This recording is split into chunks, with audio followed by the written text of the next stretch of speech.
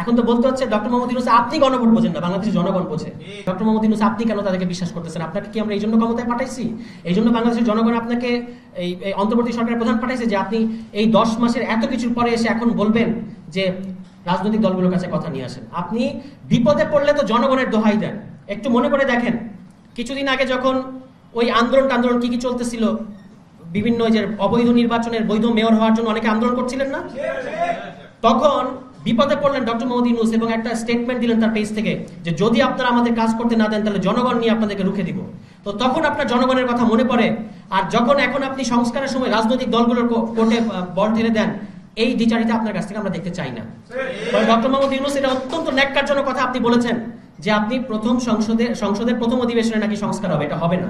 কেন হবে না আমি এই সংক্ষেপে বলার চেষ্টা করব। দুটো কারণে এটা হবে না।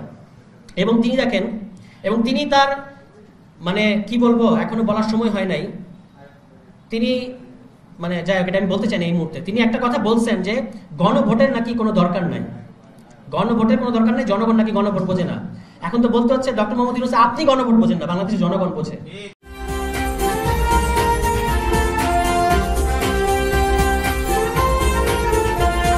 News vision digital multimedia.